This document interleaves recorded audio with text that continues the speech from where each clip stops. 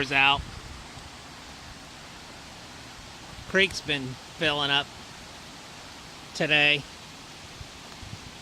And so we have a lot more rain kind of on the way. It's been kind of windy, but not really all that bad. It's just more of a pain. So creek, the water's starting to come down this kind of section. Looks like I got a tree down too. So been keeping the phone charged through the car.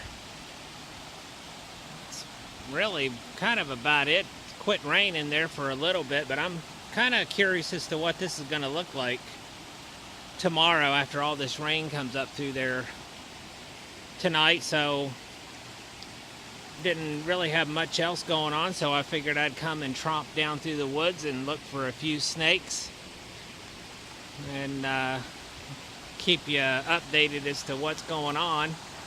And if I get too bored, I'll come up there and see you all in about 6 hours or so. No, I'm kidding. All right, have a good evening.